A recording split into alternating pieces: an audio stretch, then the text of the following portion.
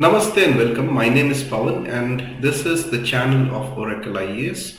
And today we are going to discuss Uttar Pradesh Economic Survey Part 2. So what we have done is we have translated this entire document into English and we have brought to you the most important facts and factoids from this particular document. Economic survey पूरी तरीके से जो आर्थिक समीक्षा है प्रदेश सरकार निकालती है हिंदी में, और पार्ट 1 इस वीडियो का इस सीरीज का पहले ही आ चुका है. This is the part 2 and we have specially crafted this to be useful for pre exam. तो प्री एग्जाम के लिए आपके लिए बहुत जरूरी होने वाला है, वहां पे काफी कुछ आपको यहां से दिखने वाला है. Anyways, the scheme of this video would follow the scheme of the content itself, that is आर्थिक समीक्षा इकोनॉमिक सर्वे. सो पहले पार्ट में हमने चैप्टर नंबर 1 से चैप्टर नंबर 8 तक किया था, you can see it there. And इस पार्ट में हम लोग करेंगे चैप्टर नंबर 9 से चैप्टर नंबर 17 तक cover. But before anything let us see what exactly can we provide you for mains exam. Pre exam के तुरंत बाद we will start daily answer writing programmes. एक दिन क्वेश्चंस, अगले दिन आपको आंसर मिलेंगे, and that you can do on our acclaimed learning management system completely online. We'll also have an online test series for mains exam of UPPCS, plus we will have classes for UP special papers, books and materials for the same. So वो तो हो गई बात की बात. अब सीधे dive in करते हैं, देखते हैं. Chapter number 9 is titled industrial progress. औद्योगिक प्रगति हिंदी में लिखा हुआ है. तो पहली चीज है हमारा टारगेट क्या, हम चाहते क्या है. तो what we want to do is $1 trillion economy for UP. ठीक है, जैसे कंट्री के लिए हमने बोल रखा है $5 ट्रिलियन, अभी हमको यूपी को बनाना है $1 ट्रिलियन. और करंटली कितनी है प्रचलित भाव पे, कल हमने देखा था, that is on the current prices we are 19 lakh rupees, sorry 19 lakh crore rupees. That is about quarter of a trillion. Okay, 250 billion के आसपास में.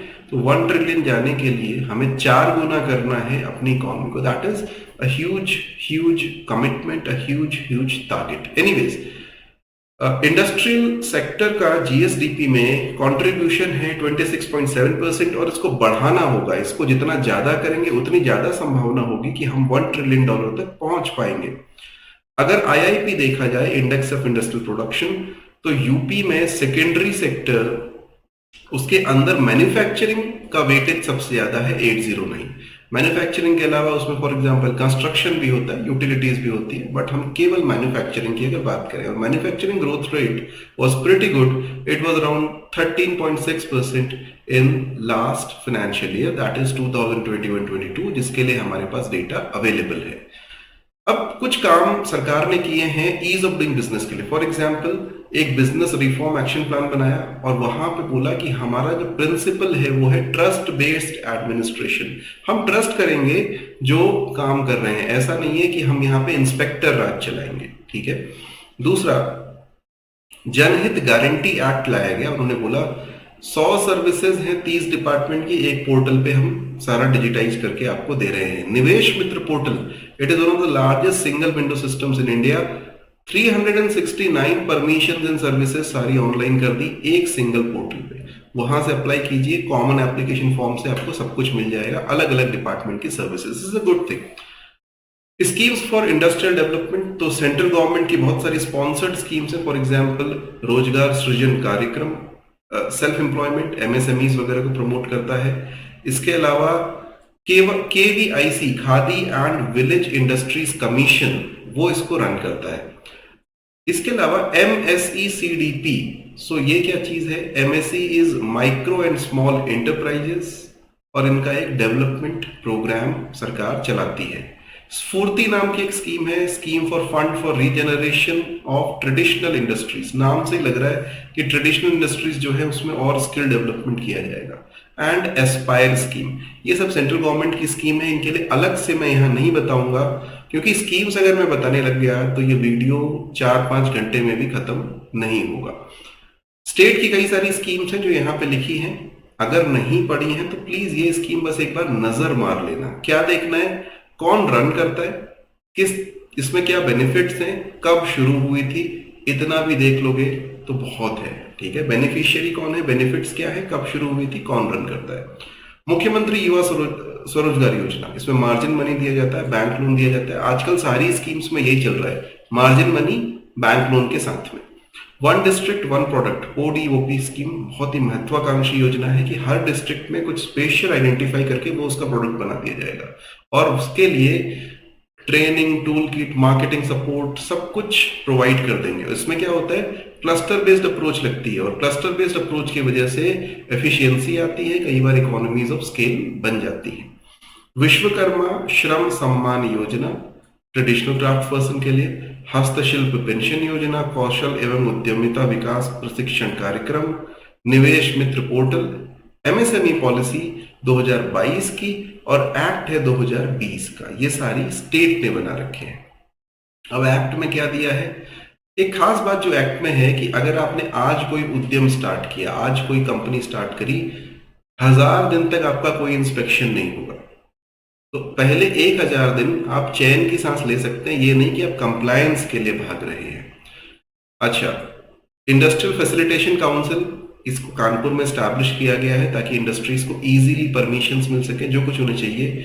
एमएसएमई साथी पोर्टल, ग्रीवेंस रिडर्सल के लिए एक्सपोर्ट कॉन्क्लेव्स किए जा रहे हैं अलग अलग जगहों पे, बहुत सारे शहरों में ये कॉन्क्लेव किए गए हैं। एंड जेम पोर्टल से गवर्नमेंट प्रोक्योरमेंट हो रहा है। फायदा क्या होता है, जेम पोर्टल से प्रोक्योरमेंट करने पे जो छोटे एमएसएमईज होते हैं उनको भी नई जगह घुसने का मौका मिलता है। ऐसा नहीं कि सरकार में लोगों ने सेटिंग कर ली और उसी से सामान सारा खरीद रहे हैं।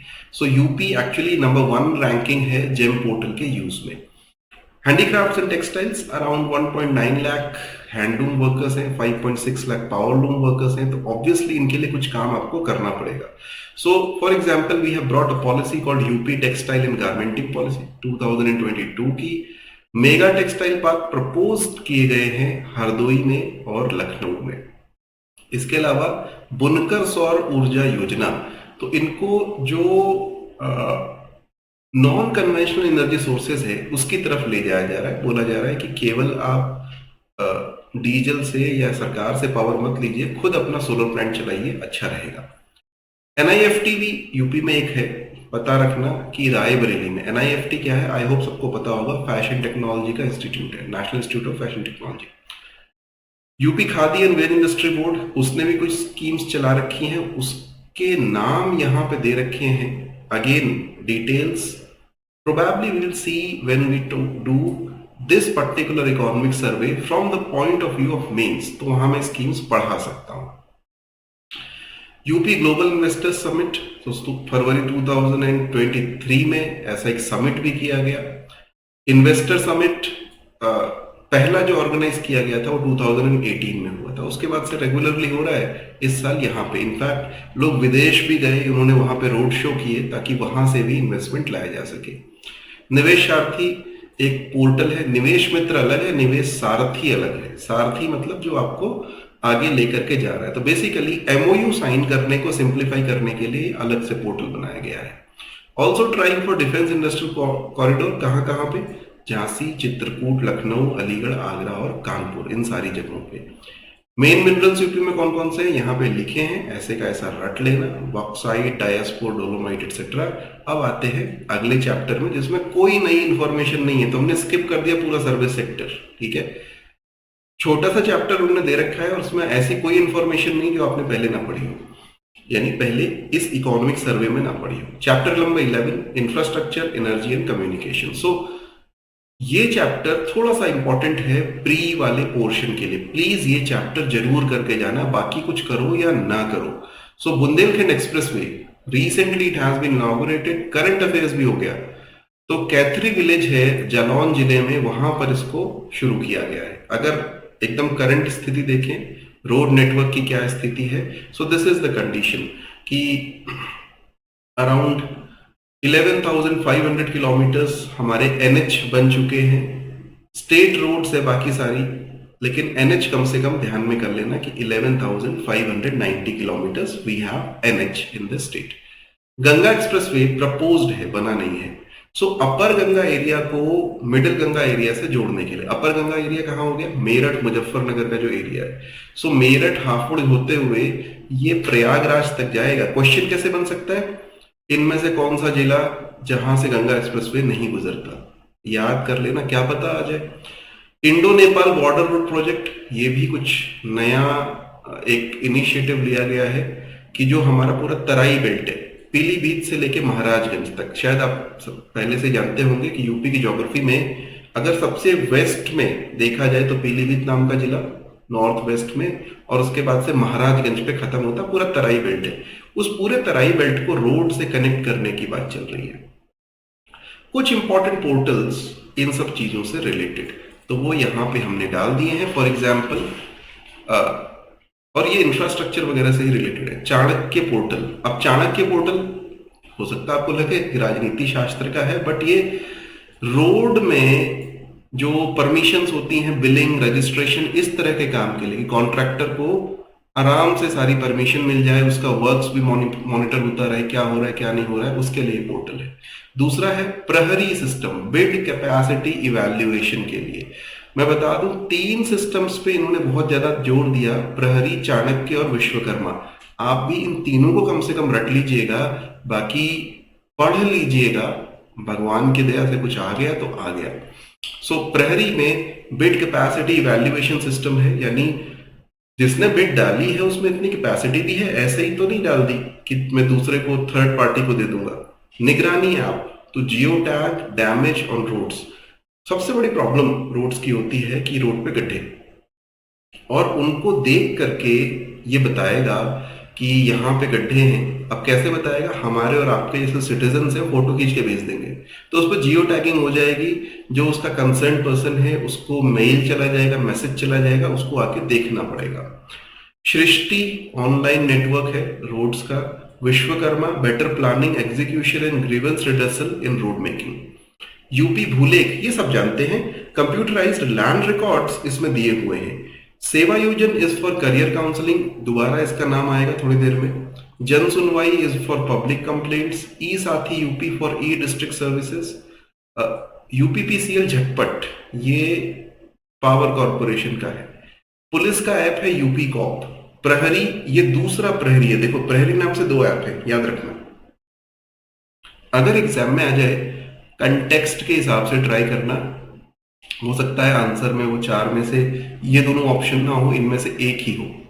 अगर दोनों हुए तो फिर चैलेंज किया जाएगा, ठीक है। सो प्रहरी ऐप पुलिस का जो है, बीट पुलिसिंग को स्ट्रेंथन करने के लिए। और लास्टली एफपीओ शक्ति, एफपीओ मतलब फार्मर प्रोड्यूसर ऑर्गेनाइजेशन, तो फार्मर्स के लिए है। अगर व्हीकल्स की बात देखी जाए, स्टेट में 80% से अधिक व्हीकल्स 2 व्हीलर है, यानी मोटरसाइकिल या स्कूटर। रोड सेफ्टी की बात की जाए तो 2 इंस्टीट्यूट ध्यान कर लेना, इनको रट लेना। Institute of driving training and research, ITDR, Raebareli में बहुत सारी चीजें हैं। और दूसरा इंस्पेक्शन एंड सर्टिफिकेशन सेंटर, ये लखनऊ में है। विमेन के लिए पिंक बसेस चलाई गई है जिनमें पैनिक बटन वगैरह रहता है, और विमेन हेल्पलाइन बनाई है दामिनी। एक्चुअली वैसे कुछ पिंक बसेस निर्भया स्कीम के अंडर भी चलाई गई हैं, कि निर्भया फंड होता है, वहां से ये चीजें की जाती हैं। मेट्रो रेल कहां कहां पे है यूपी में, रट लेना, ठीक है, रट लेना इसको। सो वर्किंग लखनऊ में और कानपुर में वर्किंग मेट्रो रेल सिस्टम है, यानी कुछ फेज का काम हो चुका है, उस पर लोग बैठ करके टिकट लेके चढ़ सकते हैं, बाकी काम अभी चल रहा है। Other places where work is going on, Agra, Varanasi, Prayagraj, Gorakhpur और मेरठ।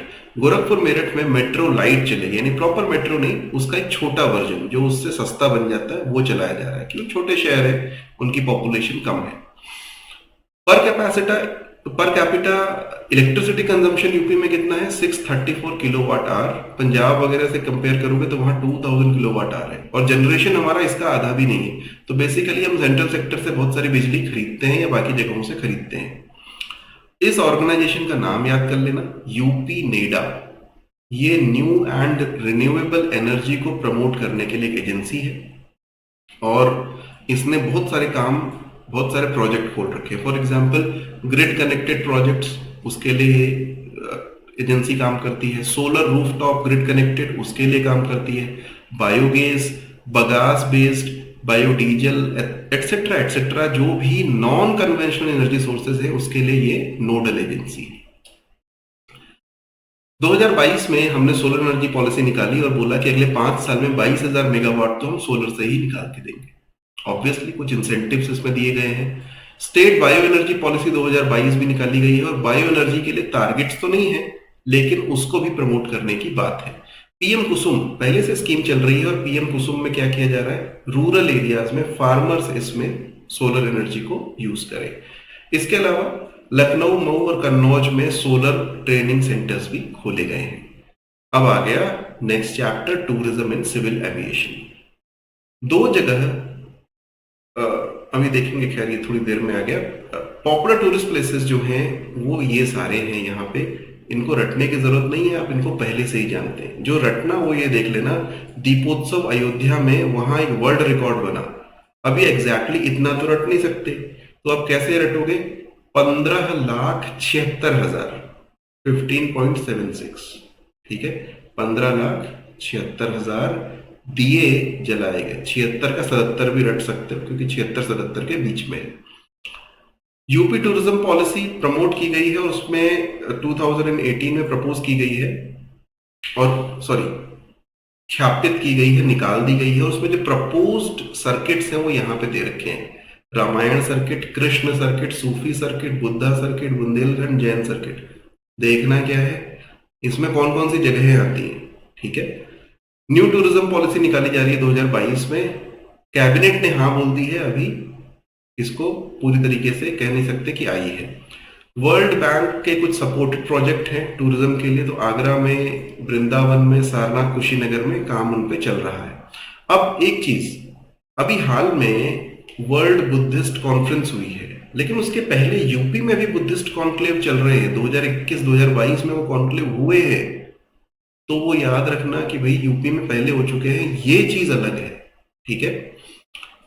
नेक्स्ट, कुछ हेरिटेज आर्क बनाई जा रही हैं। अब इस आर्क का क्या मतलब है कि इस एरिया में कोई आए तो ऐसे इस पूरे एरिया को घूम करके जाए। तो आगरा के पास है फतेहपुर सीकरी, चंबल, बरसाना, बटेश्वर, इटावा, गोकुल, नंदगांव, मथुरा, वृंदावन, ये पूरी एक आर्क बना दी और यहाँ का टूर प्लान एक अलग से बन जाएगा। जो घूमने आएगा पूरी जगह घूम ले। वैसे लखनऊ जो आए तो लखनऊ, अयोध्या, बिठूर कानपुर के पास में, देवा शरीफ उन्नाव में, दुधवा, करतनिया घाट वगैरह सब घूम के जाए। वाराणसी में आए तो वाराणसी, सारनाथ से लेके कपिलवस्तु, श्रावस्ती तक, तो ये सारी एरिया एक एज एन आर्क ये लोग उसको डेवलप कर रहे हैं। इको टूरिज्म के लिए पीलीभीत, दुधवा, सुर सरोवर, चंद्रप्रभा, इन सब जगहों पे काम चल रहा है। इंटरनेशनल एयरपोर्ट्स यूपी में अभी वर्तमान में 3 हैं, लखनऊ के, वाराणसी के और कुशीनगर के। आपने इनके नाम रटने हैं कि लखनऊ का किसके नाम पे, वाराणसी का किसके नाम पे, कुशीनगर का किसके नाम पे। 2 हैं जो नए बन रहे हैं। एक तो ग्रीनफील्ड एयरपोर्ट बन रहा है जेवर में, which is suppose to be the largest airport of Asia, Asia का सबसे बड़ा, दिल्ली से बड़ा बनाएंगे। और दूसरा, अयोध्या के एयरपोर्ट को भी इंटरनेशनल एयरपोर्ट बनाया जाएगा, जो कि नेचुरली मर्यादा पुरुषोत्तम श्री राम जी के नाम पर है। तो ध्यान करना, इसके बाद यूपी अकेला स्टेट हो जाएगा जिसमें 5 इंटरनेशनल एयरपोर्ट है। कुछ इंपॉर्टेंट त्योहार, मेले और महोत्सव वो यहाँ पे दे रखे हैं। इनको ऐसे का ऐसा आपने एक बार पढ़ लेना, ट्राई करना कि चीजें रट जाए। अब प्रयागराज का कुंभ मेला तो आपको पहले से ही याद है, लेकिन आगरा में जैसे राम बारात, बटेश्वर ताज महोत्सव, ये चीजें ध्यान रखना। लठमार होली सबको पता होता है। कृष्ण जन्माष्टमी ऑब्वियसली मथुरा ब्रज की फेमस है, लेकिन नौचंदी मेला मेरठ का, गढ़मुक्तेश्वर का गढ़गंगा मेला, चित्रकूट का रामायण मेला, वाराणसी में देव दीपाली या नक्कटैया, ठीक है। तो एक बार इनको एक बार पढ़ लेना। बाराबंकी में देवा मेला, देवा शरीफ, गोरखपुर में तरकुलहा मेला, मकर संक्रांति, और इन सब जगहों पे बुद्ध महोत्सव। नेक्स्ट आ गए हम एजुकेशन पे। एजुकेशन पे सरकार बहुत ध्यान देती है। यूपी हो या कोई भी अन्य सरकार हो, आप देखेंगे उसका एक्सपेंडिचर का एक बहुत बड़ा पार्ट एजुकेशन पे जाता है, और उसमें भी सबसे बड़ा भाग यूपी में जाता है प्राइमरी शिक्षा, प्राथमिक शिक्षा पे, फिर मिडिल पे, फिर हायर एजुकेशन पे। पहली बार जब कोविड हुआ तो यूपी वो स्टेट था जो सबसे पहले शिफ्ट हुआ, उसको अडेप्ट करते हुए हम लोगों ने दूरदर्शन और स्वयं प्रभा नाम के चैनल पे ऑनलाइन टीचिंग शुरू कर दी। तो ये चीज याद में रखना। कई सारी योजनाएं, कई सारी चीजें चल रही हैं शिक्षा में, जैसे मुख्यमंत्री अभ्युदय योजना। कंपटीशन की तैयारी आप लोग कर रहे हैं, बहुत सारे लोग कर रहे होंगे, उनको पास में ही रिप्यूटेबल इंस्टीट्यूट से पढ़वाने के लिए मंडल मुख्यालय पे कोचिंग कराई जाती है। ठीक है, ये एक स्कीम है। इसके अलावा कुछ नई यूनिवर्सिटीज यूपी में खोली जा रही हैं 3 जगहों पे। राजा महेंद्र प्रताप सिंह यूनिवर्सिटी अलीगढ़। महेंद्र प्रताप ऑब्वियसली सबको याद होगा कि वो बरकतुल्ला के साथ में अफगानिस्तान से ट्राई कर रहे थे कि इंडिया को कैप्चर कर ले फर्स्ट वर्ल्ड वॉर के टाइम पे। मां शाकंभरी देवी यूनिवर्सिटी सहारनपुर में और महाराजा सुहेल देव यूनिवर्सिटी आजमगढ़ में, ये तीनों नई यूनिवर्सिटीज खुलने वाली हैं। लिटरेसी डेटा देखा जाए, ये तो रटा ही होगा कि 2011 में स्टेट की लिटरेसी 67.68 थी, 67.68। मेल की 77.28, 77.28। और इसको याद करने का तरीका भी लोगों ने अपना बना ही लिया होगा।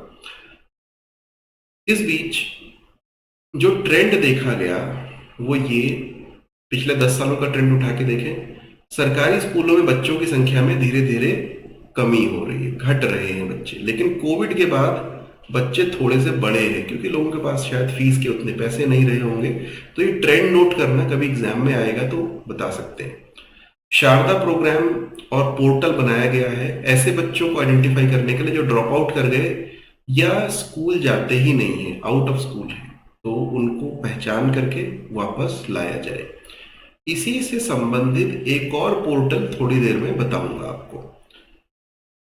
एस्पिरेशनल डिस्ट्रिक्ट्स में, और यूपी सरकार इसको बड़ी अचीवमेंट मानती है, एस्पिरेशनल डिस्ट्रिक्ट वो होते हैं जो गरीब डिस्ट्रिक्ट होते हैं।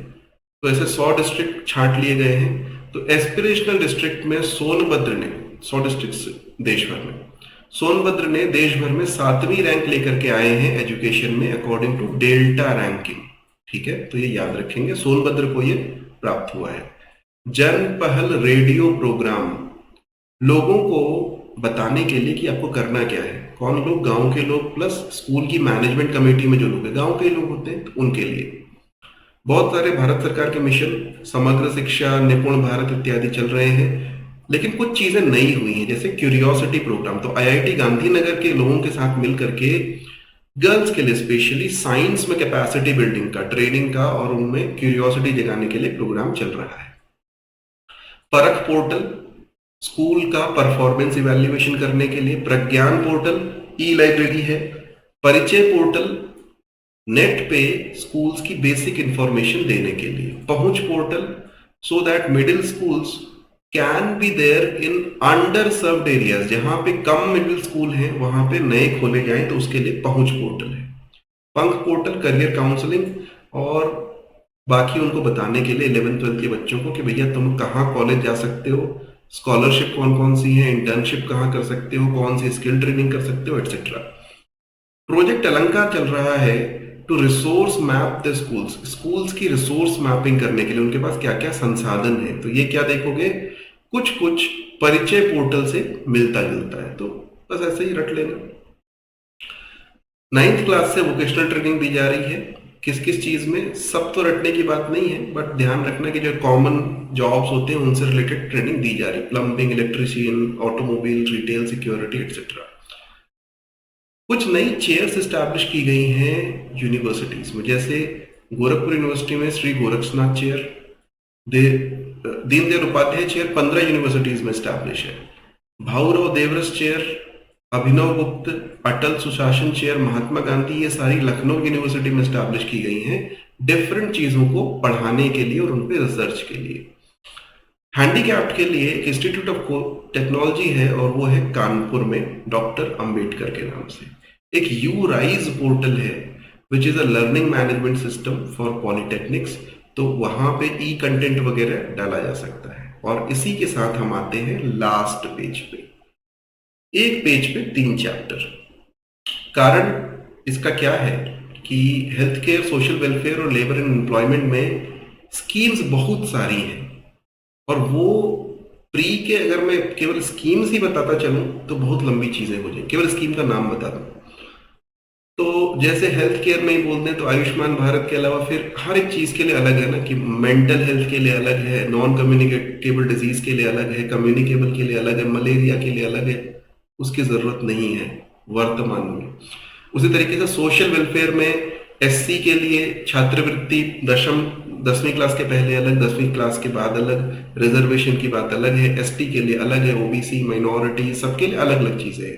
तो वो यहाँ पे उतना स्पेस नहीं है।